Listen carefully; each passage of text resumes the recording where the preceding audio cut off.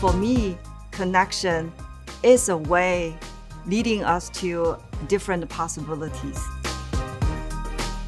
From the mobile phones we use every day, to the games that our kids are playing, to the TV that we watch, to the data centers, which support AI technology.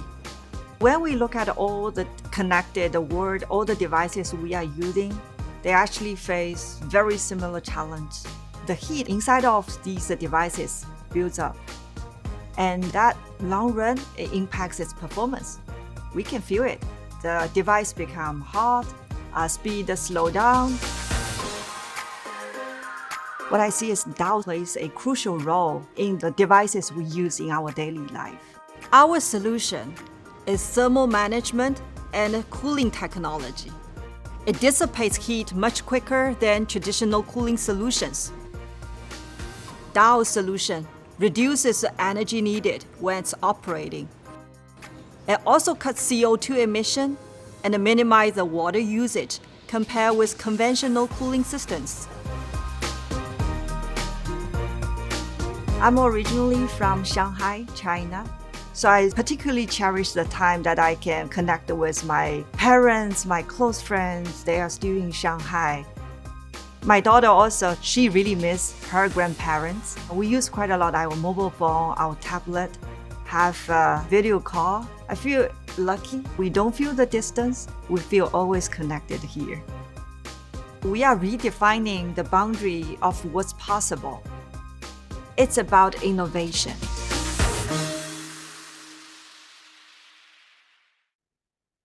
Welcome, welcome. My name is Clarence Lowe with SASE. I serve as the Director of Organizational, actually that was my former role. I'm still Director of Professional Programs. It's wonderful to see you all. Some of the names that have kind of been popping up, I recognize, so it's great to reconnect with you all.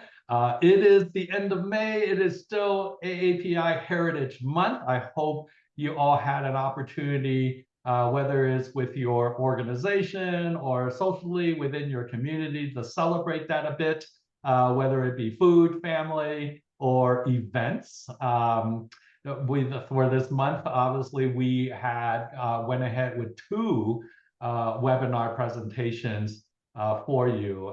It is my pleasure, and I'll kind of break into an introduction of our presenter very shortly, but it's just great to see kind of people. We have an attendee, Andrea from Switzerland. So I think it is, right? I mean, you know the time zone shift, right? It feels like a +8, right? GMT kind of thing out there. So it's probably evening. So welcome, welcome, and taking the time out to join us here. So I wanted to, it is my pleasure. Before I move on, I wanted to thank Dow for sponsoring this series of professional webinars from January through June.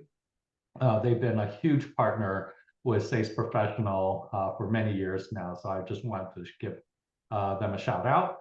But today's presenter, Amini Altai, is an award-winning executive coach of leaders, founders, and Olympians, as well as a top-rated global keynote speaker. She's an expert in residence for Entrepreneur Magazine, a Forbes contributor, and is frequently tapped by top media such as NBC, New York Times, and Yahoo. She's a Success Magazine Women of Influence and a favorite of global organizations like Roku, Google, Deloitte, and Snap. She also has a serious soft spot for chocolate. We were talking about this earlier. And if she weren't a coach, she would move to Hawaii and make smoothie bowls. And we were just kind of talking about that a little bit because I would be on the first plane with her out to Hawaii. So, and finally, you know, the presentation today is highlighting parts of her book, The Ambition Trap, How to Stop Chasing and Start Living. So, she just published recently. We'll talk about that. Please give us a warm welcome to Amina. I'll turn it over to you. Thank you so much. Thank you, Clarence and Jessica, for setting this up and for having me. And thank you to you all for being here today, especially our friends that are overseas. It always shows such commitment when you are willing to show up at an inconvenient time. So I'm just really grateful that you all are here. And we're going to talk about ambition today. So with that, I'm going to share my screen. And specifically, we're talking about purposeful ambition. But before we get into that, let me tell you a little bit more about me. So Clarence shared a little bit that I'm an executive coach, and I worked with everyone from amazing humans like you all in this room to Fortune 100 leaders, VC-backed founders, and some Olympians too, which is always really fun. I was a founding guide for Chief, the Women's Leadership Network, and helped design a lot of their curriculum. And I've had my own coaching practice for the last 10 years. And before this, I worked in marketing and brand management.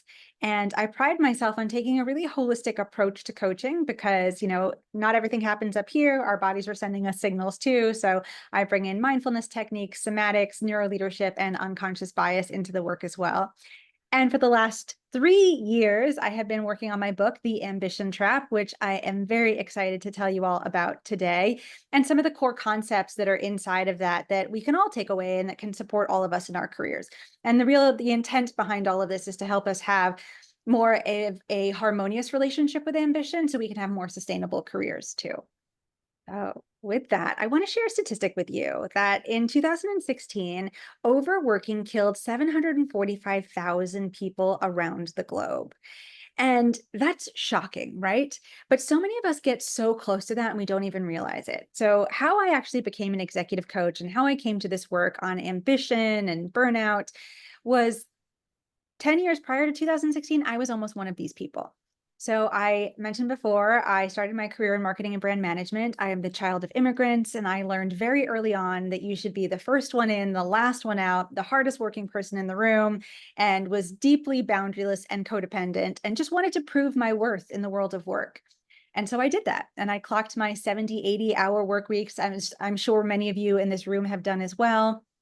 And it got to the point that I was working so hard that I got really sick. And I had been to about 7 different doctors before I found one that would take me seriously. And that 7th doctor made a call to me on one Friday that changed my life forever. So I was driving to a client in Connecticut, as I did typically on a Friday.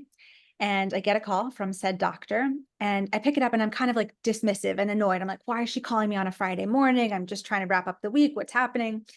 And I'll never forget what she says to me next. She says, Amina, if you don't go to the hospital now, instead of going to work, you will be days away from multiple organ failure. It's a pretty alarming call to get in your late 20s. So that's what I call my stop moment. That was the moment that I had to stop the way that I was going, where I had to redefine my relationship to work and success. I had to look at the stories that I'd been telling myself about achievement, many of them familial, many of them cultural, and really redefine my relationship to work. But before we move on, I want to serve up a little poll here. I'm curious if any of you all have had a similar experience, maybe not exactly that experience, but when I share this story in rooms and stages, more often than not, people's hand will shoot up and they'll say, I have somewhat of a similar story. So I'm curious, have you all experienced burnout before? Yes, no, or are you unsure? Wow. Okay. The numbers are looking really telling. Wait for a couple more of you to respond. Awesome. I think this is a great place to end the poll. So it looks like 83% of you have experienced burnout. 6% say no, 11% say unsure. That's wild. 83% of us, right? But actually, that's kind of on par with some of the data that we're seeing. Depending on what studies you read, 70% of us are reporting burnout. Some studies say up to 80% as well. So we're kind of on par. But it's alarming, right? Why are so many of us working ourselves into that experience? And a lot of it has to do with ambition. And a lot of it has to do with our definition of success, right? Ambition is really interesting. And I wanted to study it because it's one of those culturally complex, politically loaded words that can either highlight our benefits or our drawbacks, depending on who's being labeled, right? So the reason that I wanted to write a book about ambition, and me in particular, is that I didn't think that we could separate identity and ambition, because so many of our stories about success, about ourselves, are shaped by our lineages, are shaped by our intersectionality. And then there's also some ways that we've been taught about ambition that is largely dysfunctional, right? As a culture, we tend to understand ambition as more for more's sake all the time, particularly in the West, right? It's like, how much more can I achieve? And I've met this goalpost. Now let me move the goalpost again. And let me just keep going and keep chasing the next win, the next milestone, the next title, the next promotion, until we feel completely depleted and exhausted, but we still kind of feel empty on the inside, right? So what we've been taught about ambition doesn't work for everyone. And I think also it's largely dysfunctional. So I wanted to redefine it for us all. And by redefining it, I also wanted to change our relationship with it, because I don't think ambition is actually more for more's sake all the time. I actually think that it is much more about pacing, rest, and recovery, that it's almost cyclical, right? Like a perennial flower. So here I literally have an example of a flower or a plant, right? The idea that we're ambitious about something. We have a desire to grow. So we drop this seed of desire in the ground, and then we take care of that inner and outer environment. And as a result of that, that flower, that ambitious thing that we're ambitious about, starts to come through the ground. And it has this momentary peak in the sun, right? Where the petals come out and it's wonderful. But then the seasons change and the petals fall off and it winds down and it goes back underground, where maybe it's fallow and nothing's happening until we nurture it enough that it can rise again. This is what I think ambition is. This is how I think we need to be in relationship to ambition versus the more for more's sake all the time. And this is a much more generous and generative way to be in relationship with ambition, and also much more human, right? As humans, we have cycles and seasons versus that more for more's sake. So I'm curious, and I'd love to serve up another poll here. Do you let yourself rest, or do you constantly chase the next goal? So do you allow your ambition to be cyclical, or is it always about more for more's sake? And there's no right or wrong answer, and I don't want anyone to judge themselves, right? A lot of this is culturally co-signed. Okay, seeing a decent amount of rest, actually. It's pretty inspiring.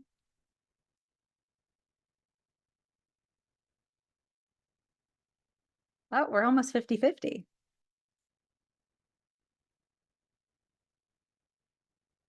Got a couple more of you to take the poll.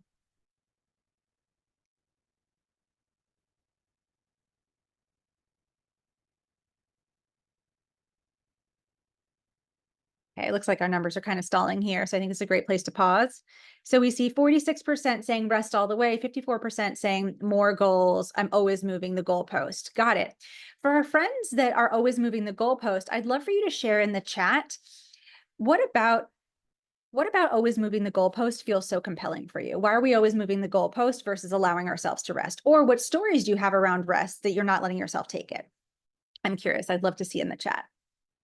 The shift to more balance along the career journey. Yes. Okay. Anxiety around job security. That is so real, right?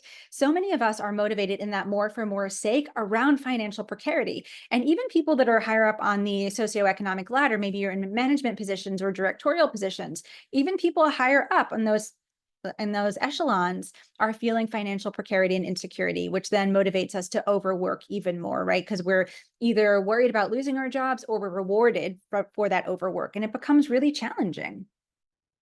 Multiple careers or side hustles, solving problems for the dopamine boost. The dopamine boost is so real. But the thing about the dopamine boost is, right, every time we move the goalpost, we need more and more dopamine. I really see you. Making it a point to rest now. 20 plus years ago, I'd be moving the goalpost, striving to prove myself. Exactly. That's a lot of us, right? Striving to prove ourselves because at some level we feel like we have to. Single family income, again, so real, right? A lot of the times when we talk about burnout, we make it an individual shortfall or shortcoming versus a systemic and economic problem. And I really think that burnout, and inside of the conversation around ambition, is a conversation, or needs to be a conversation around it being a systemic and economic problem, right? Because if we had equal pay, if we had universal basic income, people wouldn't need to overwork, right? So it's not an individual shortcoming that can be ameliorated through better time management hacks or mindfulness practices or an adaptogenic latte, right? A lot of it is the systems that we operate in. So I just want to acknowledge that too. I really appreciate all of these shares. Super enlightening. So let's define ambition, right? So we talked a little bit about how it goes in cycles and seasons. Ambition is neutral and natural. It's simply a desire for more life, a wish to unfold. But when I was looking at the research, there's all different definitions for ambition. And a lot of people think that it's a strong desire to win no matter the cost, and that some people are allowed to be ambitious and others are not. And so I really wanted to redefine it to make it neutral and natural. So all of us felt like we had access to it, because as I was writing the book, I saw that people fall into two camps. They fall into the camp of, I'm highly ambitious and I need to be ambitious and it's serving something in my life. And then people that completely rejected that label and said, absolutely not. I am not ambitious. I reject that idea altogether, because so much of what they'd seen around ambition was largely dysfunctional and part of the burnout conversation, or overworking in a way that felt, wasn't supportive of their lives. And so they completely renounced their ambition. But I think each and every living thing on the planet has ambition, because it's that desire to grow. It's that desire to unfold, right? So a plant can be ambitious because it's reaching towards the sun. And as humans, we're the only ones that have a choice in how we direct that desire to grow. But again, I mentioned before, like, there are some ideas, right, around who gets to be ambitious and who doesn't. So when I was looking at the research, what I saw was that people of color tend to be the most ambitious cohort in the workforce, but our ambition isn't rewarded in the same ways as some other identities, right? So ambitious white men are often rewarded for their ambition. They're seen as driven and powerful. But if you're a woman or a person of color, that ambition is seen as a detriment oftentimes. We also fail to receive the same mentorship and sponsorship and meaningful nurturing that will allow us to ascend to the levels that we want to. And so even if you are ambitious and you want to negotiate your salary and you're a person of color or you're a woman, you're going to take a hit for that, right? So there's all these unspoken rules that we're operating in that says who gets to be ambitious and who doesn't get to be ambitious. And we have to honor and acknowledge that, because we can't just make it a mindset issue. We have to kind of name that we're operating in this system that doesn't make space for everybody's ambition. But there's some things that we can do about it. So let's talk about what's on our side of the street. So in my book, I talk about two types of ambition. There's painful ambition, which is coming from a core wound, which we're going to talk about here. And then there's purposeful ambition, which is driven by our purpose. And that's what I'm inviting people into with this work. So painful ambition, where we often go wrong, is when our ambition is driven by a core wound. So a core wound is basically an initial injury of the psyche. And there are 5 core wounds. And this is a body of work from Lise Bourbeau, who's a Canadian psychologist. And she says that the wounds are abandonment, rejection, humiliation, betrayal, and injustice. And each and every one of us has 1, 2, 3, or all 5 of these wounds, depending on our lived experience. And it's not because our parents weren't wonderful people, right? It's just a very human rite of passage to have a core wound. And as a result of the core wounds, we wear a corresponding mask. So if we have an abandonment wound, the mask we wear is dependence. If we have a rejection wound, the mask we wear is avoidance. If we have a humiliation wound, the mask we wear is martyrdom or masochism, where we're constantly, willing to do the thing and take a hit for the greater good. If we have a betrayal wound, the mask we wear is control. And if we have an injustice wound, the mask we wear is rigidity. And you can imagine that if we're sourcing our ambition from either the wounds or the masks, it's going to cultivate somewhat of a wobbly relationship. So I'd love to see in the chat, based on these wounds, which ones, or masks, right? Sometimes we find our way in through the masks, not the wounds. Which ones resonate with you? And have you noticed them drive your relationship with ambition? So from that previous list, I'd love for you to drop in the chat which wounds and masks resonate with you most. And have they gotten in the way of your ambition? Or are you living a life that you love?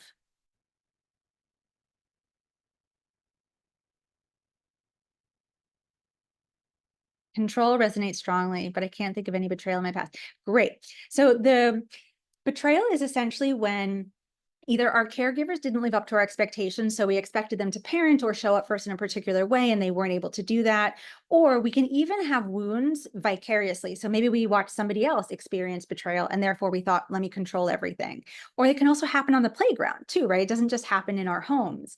And so you might not remember the initial injury of the psyche, but even just knowing, okay, I have that control mask, and I'm going to watch the places that it comes up, that already can shift our relationship to ambition markedly. Okay, I see all of them at different points in time. Yes, absolutely. Rejection, injustice, rejection, and avoidance. I see you. Those are mine too. Rejection is coming up big in this group.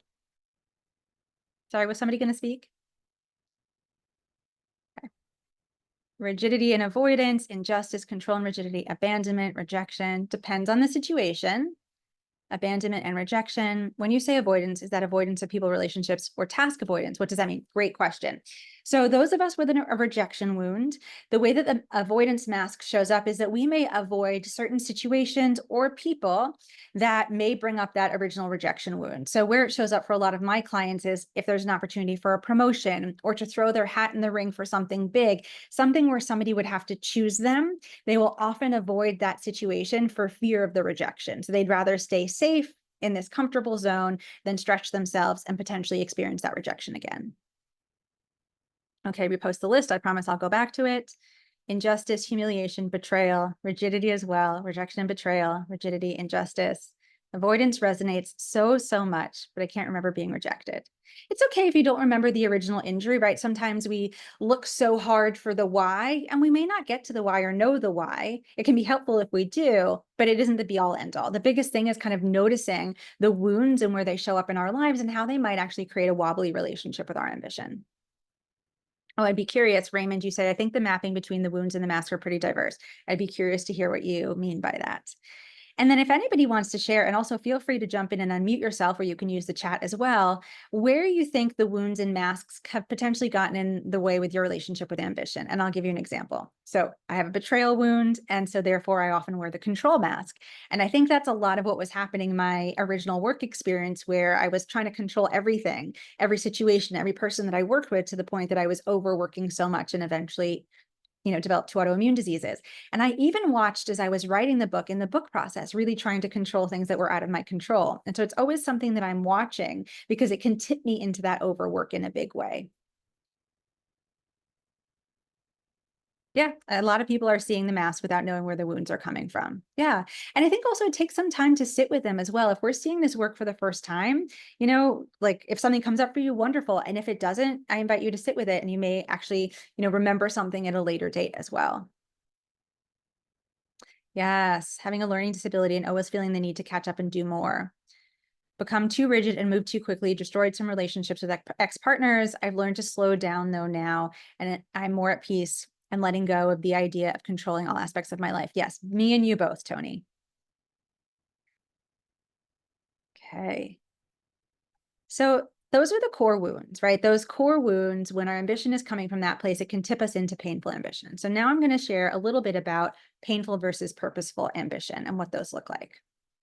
So this is the framework on painful versus purposeful ambition. So painful ambition is when we're operating in systems that we're unaware of and we're not naming the system, right? So in that, we're kind of making it all our fault, right? If we're not like, hey, well, capitalism is a little tricky, or, we're not recognizing that the workplace isn't a meritocracy, right? Then we can download that blame onto our individual shoulders. And again, it can kind of create a wobbly relationship with ambition. It's when we have a narrow mindset. So when we have sort of black and white either or thinking versus a growth mindset. It's when we're driven by winning no matter the cost. And no matter the cost is the key phrase here, because there's nothing wrong with winning, right? Who doesn't want the gold star? But it's when we're willing to hurt ourselves or others or cut corners to get to the goal that it can be problematic. Painful ambition is about individualism and hoarding power. And individualism and hoarding power doesn't just look like, a power grab, but it also looks like when we make everything our individual problem versus thinking, oh, we could solve this as a collective or as a community. It looks like instrumentalizing ourselves and others, so overworking our minds and bodies to get to the thing that we want. It looks like toxic positivity, and this is one that often perks up people's ears because they're like, well, what's wrong with being positive? Absolutely nothing, right? But when we're focused on positivity only and we deny the rest of the emotions, that creates a toxic experience because all emotions are transient. We want to welcome all of them, and trying to grip onto positivity or happiness only is a bit of a fool's errand. And then it also looks like self-imposed urgency. So really moving at an unsustainable pace for goodness knows what reason. Purposeful ambition, on the other hand, is like we're aware of and we question the systems that we're operating and we acknowledge them. We have an expansive mindset where we're growth mindsetting things often. We're more driven by purpose versus winning no matter the cost. We're focused on collaboration and community and sharing resources versus that individualism. We honor our needs. Instead of being focused on toxic positivity, we're contentment-based. And instead of self-imposed urgency, we move with aligned action. So we honor the pace that is required for great work, the people that are required for great work versus saying everything is urgent all the time. So I'm curious here. Do you all feel like you find yourself more in painful versus purposeful ambition? And there's no right or wrong answer, right? Because we're operating a system that almost compels us to work in the painful ambition way. But I'm curious if you want to drop in the chat, if you find yourself more in painful versus purposeful. Painful. Oh, great. We got some purposeful too. Purposeful. Great. A lot of purposeful. Love this. Okay. You all are doing your homework. Painful. Yep. And the thing that I want to say is I was very careful in the book not to use the language of like healthy versus unhealthy, right or wrong, because I don't want anyone to see a framework like this and weaponize it against themselves and say, I'm doing things wrong, right? This isn't an all or nothing proposition. We don't usually live entirely in painful or entirely in purposeful. There's usually context or situations that may tip us into one or the other. So for example, I have clients, and if they're around a lot of people that are in painful ambition, that'll tip them in. Or if they feel like they're short on time, then they'll start to rush and have that self-imposed urgency. So context is important, and our surroundings are really important. And it's not an all or nothing proposition. We just want to notice where we might be in painful versus purposeful and see if we can choose another way, moment to moment. Knowing what we want versus what we need. Purposeful now versus painful previously. The average corporate values push the painful ambitions. They do. They absolutely do. And then it's on us, right? Change always starts at the individual level. And if we're showing up differently, then maybe we can make change on our team. And if we've made change on our team, can we have a ripple effect from there? But you're absolutely right. And that's why it's super important to acknowledge that we're operating in a system that almost compels this a lot of the time. So let's talk about living deeper into purposeful ambition. So purposeful ambition and allowing us to nurture that requires these 5 parts that you see here. So in order for us to continue to grow our careers in purposeful ways, we want to do 5 things. And the first is to live into our gifts and our zone of genius. So each and every one of us has a zone of genius. And a lot of us spend most of our time in our zone of excellence. And so there's a great book by Gay Hendricks called The Big Leap, and he talks about the different zones. And the zone of genius is where we are just off the charts brilliant, right? Where we don't have to push, force, or effort to make our contributions. But unfortunately, most of us live in our zone of excellence, which is the place that we're practiced, polished, and really proficient at. We've like clocked our 10,000 hours there. We're an expert, but our excellence usually supports somebody else's genius. And Gay Hendricks has this beautiful line in the book that says, we get to a point sometimes in our lives where we feel like, if we don't let our genius come through, we'll almost wither and die.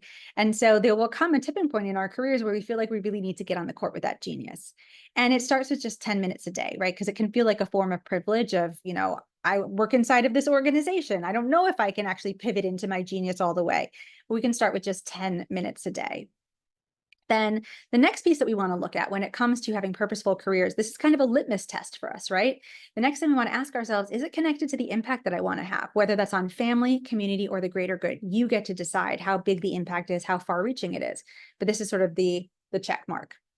The next piece is, are your needs met, right? So many of us operate without having our needs met, and we feel like it is that we have to earn the right to have our needs met, but we don't, right? As a human, you just get to have your needs met. But so many of us are operating in spaces where we feel like we're not compensated fairly, we don't have the right support staff, and we're trying to do so much without our needs being met, but that causes us to live below the resentment line, which can tip us into painful ambition. So we have to have our needs met.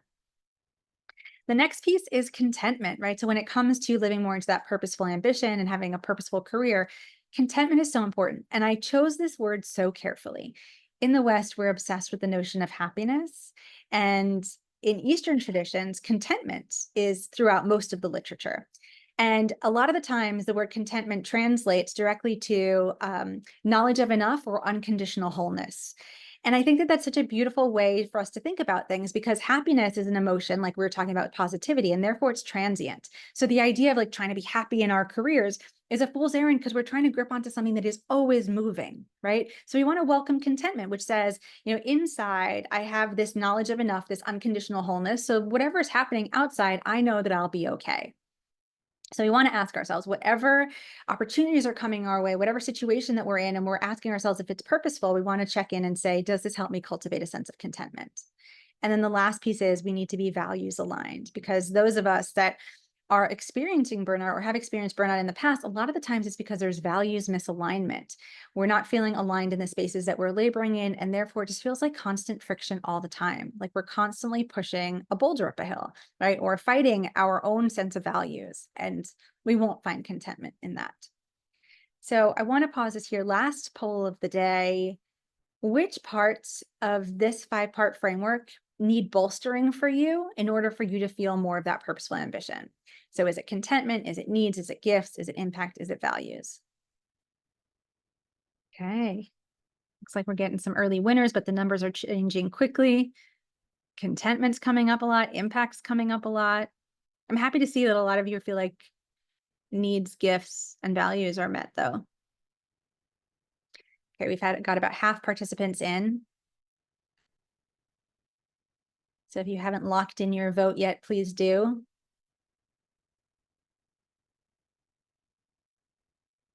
Okay, it looks like our numbers are starting to slow down here. Okay, so maybe we pause it here. 47% of you are saying that contentment needs bolstering, followed by impact is the next one, then values, then needs, then gifts. I love seeing that most of you feel like you're on the court with your gifts. That's huge. That's a really big win. Beautiful. So with all of this, my invitation to you all, and like this is where I want to pause, my invitation to you all is that I invite you all into a conversation of purposeful ambition, right? So what does it look like to allow it to be neutral and natural, to not make it right for some people, to make it wrong for others? What does it look like to allow us to be in that cycle versus the more for more sake all the time? And our purposeful ambition is probably going to look really different than what we've seen out in the world, right? Other people's definitions of success and ambition. And I think it needs to, because a lot of what we've seen is dysfunctional and only works for certain identities. And so I hope you will join me in radically reframing the conversation of ambition together. So with that, I'm going to pause us here and then give it back to my friend Clarence, who is going to ask me some questions about this work, and then we'll open it up for you all for Q&A. I mean, thank you so much. It's really thought-provoking.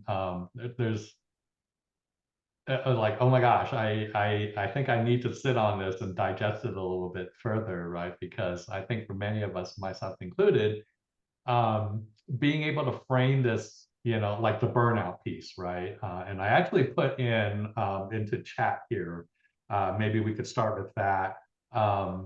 Some of the symptoms of that, right? And we talk about that resentment until we explode, and obviously that's not a good look, right? And so maybe we could start with that, and hear your comments. Yeah. So what are the symptoms of burnout? Yes. Yes, great. So a lot of the times the symptoms can be physical, they can be emotional. So we may experience GI issues, extreme fatigue. From an emotional perspective, a lot of the times it looks like distance from our work, right? Sort of a negativism and cynicism around our work.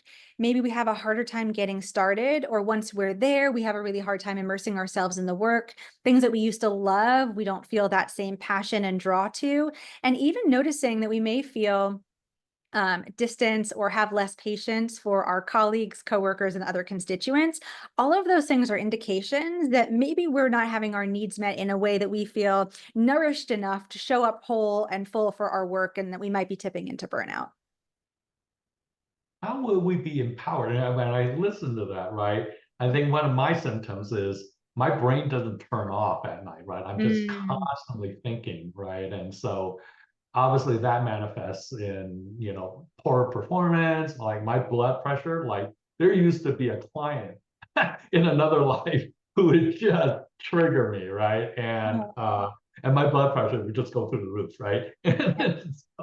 So I think of that, but then also I think, and maybe this is where we struggle, is okay, how can we counter this, right? How can we be empowered to address some of these kinds of negativity, how to reframe, right? And how can we differentiate burnout from being in the wrong role? So I think it's how do you pivot from that, right? Yeah. Okay. I'm going to answer both of these questions. I love them both. So when I think about burnout, first of all, it's multifactorial, right? Women and people with a uterus have a higher propensity for burnout because of something called corticotropin factor. So when our nervous systems become dysregulated, we stay dysregulated for a longer period of time. And when you stay dysregulated for a longer period of time, that can, exacerbate burnout. So there's a biological component that we have to acknowledge. I also talk about tolerations. So what are the things that we're tolerating in our work in our lives that we need not be tolerating? Things that we need to raise the standard on, right? So, let's say I'm working with a partner who doesn't uphold their end, like it's a bad team project, right? I'm doing all the work, this person isn't doing the work, but I haven't said anything. So I'm tolerating them not showing up fully, and I need to raise the standard on that. So there's that piece. And then there's invisible labor and visible labor. So invisible labor is the work that we do that's unseen and unpaid for. And that happens at work and that happens at home. And so how much invisible labor are you doing? And is that tipping you into burnout? Because chances are we're probably doing a bit more of it than we realize. Maybe we are being the office therapist. Maybe we are being the office secretary, right? Maybe we're doing the extra that we're actually not paid to do. And it's not enough that it is, going to get us to the next level. It's actually more of a detractor. So we want to look at the invisible labor. And then our visible labor. Are you doing too much of the visible labor, right? So the visible labor is the work that we do that's seen and paid for. It's the job description.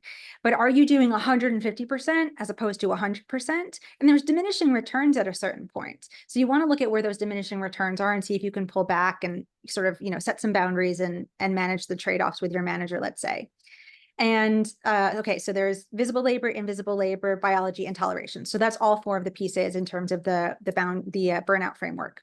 But then in terms of what the other person said about being in the wrong role, that's where you take it through the 5-part framework, right? So if you're feeling those symptoms that I mentioned before, then I want you to ask yourself, like, are you on the court with your gifts? Is it values aligned? Is it connected to the impact that I want to have? Are my needs met? Do I feel that sense of contentment? If you're in the wrong role, you're probably not going to be checking all 5 of those boxes. And one of those boxes is going to feel the most painful out of all of them, right? Maybe you're not on the court with your genius, and that feels really hard, because laboring in a space outside of your genius, for sure, if you're doing a lot of that, is going to burn you out. Or, not having your needs met, absolutely going to burn you out. Not feeling that sense of contentment, going to burn you out. So if you're not sure if you're in the right role, then I would take it through that 5-part framework and you'll get some answers there. Thanks, Amina. Yeah. Andrea from Switzerland, she mentioned big thing is also bias related to different countries and different cultures, right? Yeah, which, we talk about, when we talk about Western, obviously here in the Americas, there's a very, and even East Coast, West Coast, right? That we kind of bantered about a little bit earlier, right? In different cultures, but, it is very interesting, Andrea, right? Being in a European country, how that culture and work-life balance perhaps is very different, right? Yes. And, even the advice of like set a boundary, right? A lot of Asian cultures are collectivist cultures. I come from 2 collectivist cultures, and collectivism and codependency sometimes sit real close to each other. So the idea of set a boundary feels wildly unsafe for people that come from collectivist cultures. And so a lot of sort of the ubiquitous advice, but we have to kind of filter through a cultural lens and ask ourselves, like, based on our experience, does that feel psychologically safe for us? Or what would we do based on our intersectionality and lived experience? Great. Randolph writes, you mentioned toxic positivity. What are your thoughts on Ted Lasso and how to build a positive work environment? Yeah. Okay. So I only watched season 1 of Ted Lasso. I have to caveat that by saying that. So basically, the reason that I'm an advocate for what is known as emo diversity, so emotional diversity, is because it contributes to healthier environments. When we try to live only in the positive, we deny the fact that there actually are other challenging emotions in the space. And there's nothing wrong with other emotions, right? We tend to make anger wrong. We tend to make conflict wrong. We tend to make grief wrong, right? So we make these other emotions wrong. They're all welcome. And those of us that make space for all of those emotions, we have greater longevity. We live, more contented lives. So there's all of this data to suggest that actually emo diversity creates a more positive environment in the long run, right? If we're hyper focusing on the positive, we're sweeping some stuff under the rug. And somebody once used a great analogy when I was doing a leadership training. We talked about how if you sweep things under the rug, eventually the rug is going to get lumpy. So when you start to run a little faster, you're going to trip over the rug, right? So diversity makes sure that we're not sweeping under the rug so that when our environment or our organization moves faster, we're not tripping over the lumps. Interesting. I got a couple of carpets where I trip over a lot. So I want to see what's under there. Hey, Tony writes, how can we continue to grow in showing up as we are rather than showing up as perfect, right? Especially coming up from an exceptionalist background, too high standards for ourselves, and not being patient with a steadier growth. Yeah. So I'm going to answer this question in two ways. The first is like, there's always stuff on our side of the street, right? So I call myself a recovering perfectionist, and I had to do a lot of work to make it safe for myself to feel like, especially as an entrepreneur, right? Part of entrepreneurship is iteration, which means you have to miss the mark, right? So that you can hit the mark the next time around, right? Sort of like fail fast and often. But I didn't feel safe to fail fast and often because I was coming from this place where I thought I have to be perfect, right? So there's some stuff that we can do on the mindset side of what are the stories that you're telling yourself about how you have to show up. But then also we have to acknowledge that for certain identities, right, it doesn't feel safe to be imperfect. So one of the things that I talk about in the book is sort of like this catch-22 or this double bind, right? Like as a woman of color who is an entrepreneur, I'm told fail fast and often. But as a woman of color who is a non-dominant identity, it's not celebrated as much when I miss the mark, right? I often get, more extreme feedback or more egregious feedback. And so we have to also find the safety within our identities too, right? I think it'd be super easy to be like, do some work on the perfectionism and that's it. But we operate in a system that doesn't always say it's okay for us to miss the mark. So we have to kind of do the work on our own mindset, work on stretching ourselves to see if we can feel safer around being ourselves while also kind of working on the system as well. So it's really a both and conversation. Interesting, kind of perspective because, as entrepreneurs, we may take that philosophy, fail fast and often, right, and move on and learn, right, from it. Was our SpaceX just went through 9 fails, right? But they learn, along the step of the way, right? But corporations tend to be less nimble, right? Yep. And less accepting of some of those, challenges. So that's an interesting kind of perspective, having, perhaps, and maybe you too, having experienced both, right, as an entrepreneur and working in corporate, Right. and oh, please, yeah. I was going to say, even just thinking about like the tropes and stereotypes, right? Like the model minority myth, right? That we have to we have to be perfect, right? And people have these preconceived notions and ideas about ourselves. And then we also internalize that bias and kind of weaponize it against ourselves too. So we're wrestling with all of these pieces and it's complex. Somebody had put in here, how does one manage work-life balance? We talk about corporations, right, and social or family, requiring to get more done with less people, especially in this climate, and arguably over the last decade or so, where companies are contracting resources, right, for a number of different factors. So I know in higher ed, it's very common, right, on downsizing staff and resources. And budget sometimes, right? And so, how do you look at that? Sorry, can you ask that another way? Yeah, work-life balance, right? So, shareholders and profits obviously are drivers, right? But working more with less sometimes impacts, right? Impacts how we internalize that, right? Whether it's doing more with less staff, right? Okay. Taking on more responsibility. But also we all have lives and families. Right. Right. Okay. So I actually don't love the word balance because it implies stasis, right? Like a 50-50 split. And the reality of life is that it's never a 50-50 split. So I actually like to think of it more as like work-life agility. And there's going to be certain seasons where work asks more for us and where family asks more for us, right? I'm in a season with the book where work is asking more. Last year I had a lot of bereavement in the family. So family was asking more. And so there are going to be seasons and we just have to cultivate that agility and be conscious of that too, right? Because sometimes it's like, okay, well, the season of work is asking a lot of me. I'm just going to lean into that and double down and keep going there. So we also need to check in around the agility and make sure that we are kind of shifting those spaces around. And the thing that I'll say about too is like shrinking teams and shrinking budgets is that we live under the impression that working harder is going to get a better result, but it's not always the truth, right? If we work harder, we get to the point where we've burned ourselves out, performance absolutely suffers, right? And then if we have attrition, right, companies end up spending a lot more money to replace that person. And so actually, if we work in a way that is more sustainable, we often have better results and it often impacts the bottom line in a much more supportive way. So like longer, harder, faster isn't always the best way. And even when we are working with more nimble teams, but I really get the reality of like, hey, we lost half our team and I'm doing double the workload. And in that case, we have to really think about it as a season. And then, having conversations with our teams and our managers of like, well, when will this season end so that I can move my agility to the other space? Candace asked a really interesting question here in chat, and maybe I might paraphrase it a little bit with your permission, Candace. How do you break out of the mindset as a woman of color that we have to do or have to work twice as hard, right, to get half as much result, right?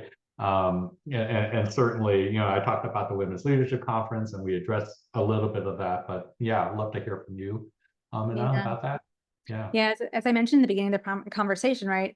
People of color, particularly women of color, are the most ambitious cohort in the workplace, but we experience the most headwinds and the most microaggressions.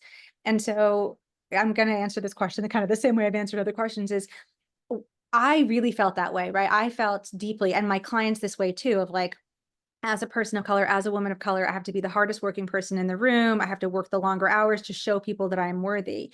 And some of that, we have to look at our side of the street and our scripting and the stories that we're telling ourselves, right? And then also a lot of that is perpetuated back by the organizations that we operate in, right? Where we see, well, actually, there's no women in leadership or there's no people of color in leadership. And so actually what I'm seeing is actually made manifest as well. So we have to, but then we can sort of internalize that, right? And kind of repeat that cycle, reinforcing that belief. And so that's why I think it's so important to do the work at the beliefs level first, kind of do our side of the street first. And then we can, partner with allies and create the power of we and power of community to kind of make more meaningful change inside of the organization. Because if I only believe and I double down on the belief that I have to work the hardest to get where I want to go, I'm going to live into that prophecy and it's going to be made manifest, right? Because our beliefs drive our actions drive our experiences, and round and round and round we go. And so if I choose a different belief, I'm going to start to see different examples in the world of that new belief. So if I believe, okay, as a woman of color, I can work smarter, not harder. And then I find examples out in the world, right? That expands my belief of what's possible. It's confirmation bias is what I'm talking about, basically. So if you believe it, we're going to confirm it everywhere. And if we believe a new belief, we can confirm that everywhere too. And that's a much more supportive place to come from, right? Of like, I believe more is possible, while I'm also acknowledging the system that I'm operating in and that there's work to be done. Yeah, Andrea, work smarter, not harder. Exactly. And I reflect on, some of the work that we do in the SASE fam and SASE community about allyship, right? And breaking that cycle, that perpetual cycle of, I say it's not productive thinking, but, negative thinking and really trying to disrupt that cycle, right? And yeah. I just want to pick here at Sandeep, Colorado Springs, I believe. How can we prioritize 5 aforementioned categories as we progress through life? Think about our upbringing, probably our relatives tell us a lot about what drove them. And we model some of that, right? And they keep hammering it into us and give us a life of multiple grains of salt. I think about my own immigrant parents and the sacrifices, but also the opportunities that they've created, right? But we model, for better or for worse, a lot of that, right? with our our elders around our community. Yes. Okay. I love this question so much. So I have to share a funny story with you all. So before I was an executive coach, I worked in marketing and brand management. I went to business school undergrad, and I went to a great school. And but my dad is Iraqi. He's from Baghdad, and in Baghdad there's a ranking system. So the people that score the best on their exams get to be engineers. Then it's scientists. Then it's teachers, and at the very bottom of the list are business professionals. So when I told my dad, who is a surgeon, who is a scientist, hey, I'm going to business school, he had an existential crisis. And he calls his family in Baghdad, and they're like, oh my God, I'm so sorry. We thought Amina was smart. Like, what happened? Right. So they have all of these beliefs and cultural expectations for, who's smart, who's not smart, what it looks like. Right. And there was a while where I really internalized those beliefs, where I literally, I was going to apply to medical school, and I didn't like the hospital environment. I was like, there's no windows. Like, I can't thrive there. Right. And I made this kind of split-second decision. I was like, I think business is where I'm going to thrive. But I had to go against kind of like those cultural stories and go against the grain. And it was really hard, right? There was a moment where my dad completely did not understand me. And there was a moment of rejection from the family. And that's hard for somebody that has a rejection wound, right? But I also knew that I couldn't have a 50-year career in somebody else's dream and be okay. And so over the years, my dad has been able to come on the journey with me, which is really lovely. And I think it's in micro moments that we get to prioritize these things, right? So like I said, with the zone of genius, 10 minutes a day, and then you go to 15, and then you go to 20. Okay, I can live into this one value a little bit more, not quite this one yet. Okay, and I can prioritize this impact in a small way, right? So step by step and bit by bit. And, it's the journey of 1,000 steps, right? It begins with a single step.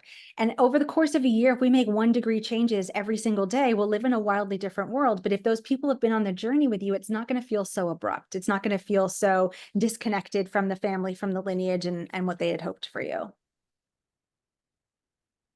Yeah, for my parents, it was always when, and me and my siblings, it was when you go to college, right? And you do, A, B, and C, which we all know, right?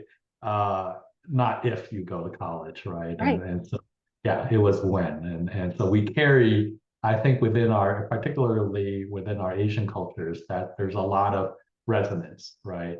And then you layer that with things like the caste system, right? And all of those complexities, just makes it really hard. But yet we honor that culture, right, in this Western world, right?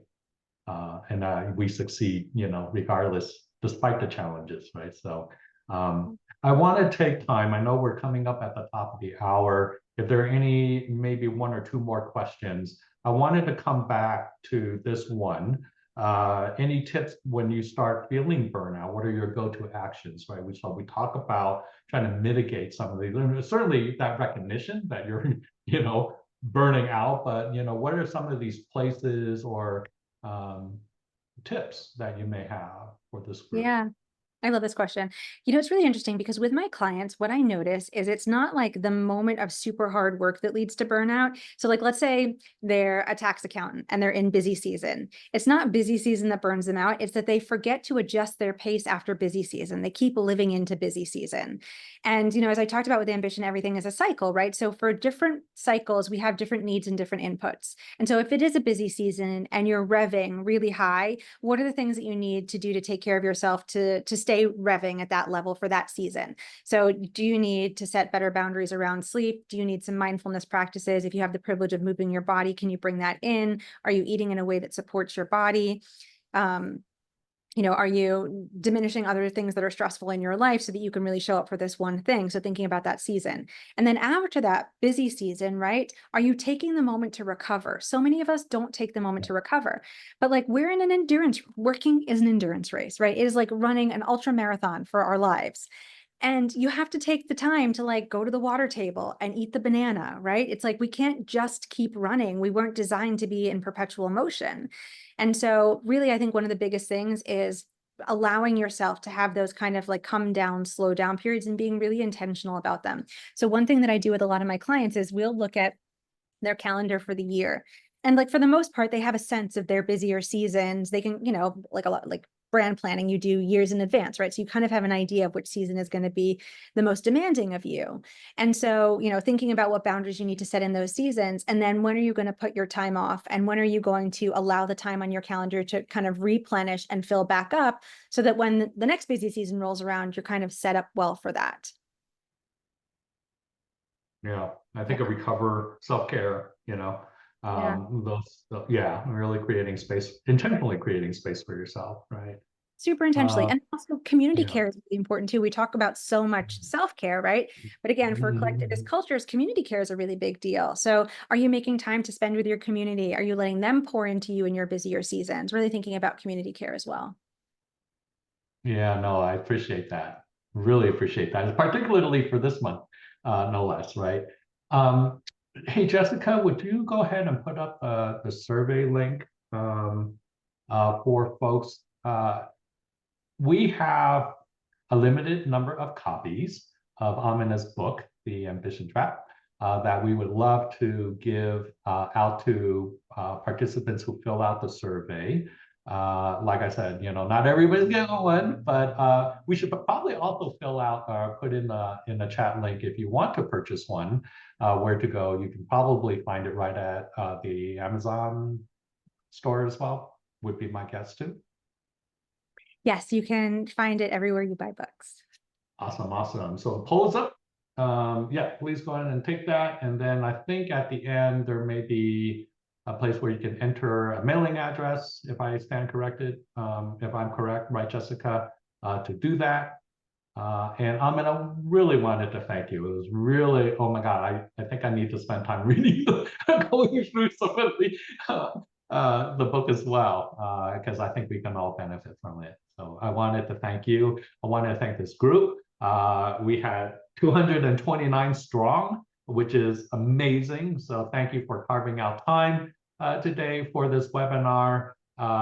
Lei Wang is on deck for our July webinar. So please, again, these are all free. We will line up our summer series very shortly. So please come to the saseconnect.org webinars webpage to RSVP. And I wanted to thank you again. Thank you so much for having me. Yeah. Thank you. And thank you everyone for joining and taking time out of your day. Time is one of the most generous things that we can share. So thank you for sharing your day with me.